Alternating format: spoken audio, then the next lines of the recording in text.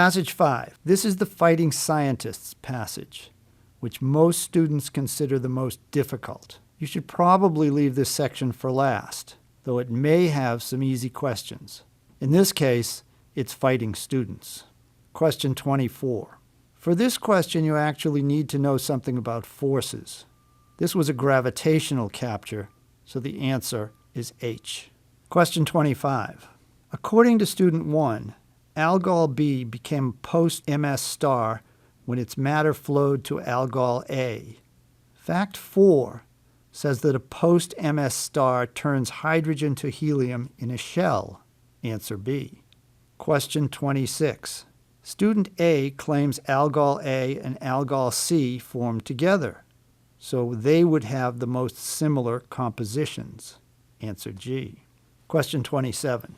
The text says Algol C is 1.7 solar masses, or 1.7 times the mass of the Sun. The mass of the Sun is given as 2 times 10 to the 30th grams. So Algol C is twice that, or 3.4 times 10 to the 30th grams. Answer C. Question 28. This question requires you to know that protons have positive charge and that like charges repel. So the answer is G. Question 29. Student 2 says that Algol B was originally the most massive, and fact 5 tells you that the more massive a star, the faster it moves through the sequence. So Algol B would have become post-MS first. Answer B. Question 30. Student 2 says Algol B has always been less massive than Algol A. According to fact 5, the more massive a star, the faster it moves through the sequence. So Algol A will have moved through the sequence faster than Algol B, and therefore it will spend less time as an MS star. Answer H is correct. Passage 6, question 31. This is an extrapolation question. Look at figure 2. As krypton increases from 0 to 10 grams, the pressure increases from 0 to 375 torr. So pressure increases about 37 per gram, or about 110 per 3 grams.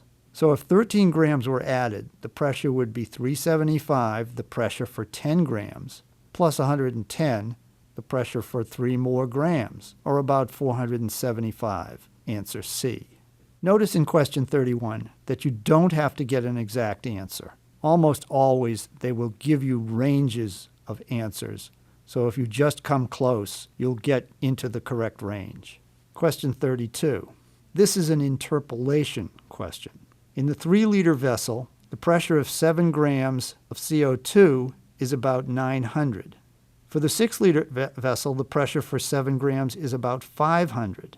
So for a 5-liter vessel, the pressure would be somewhere between 500 and 900.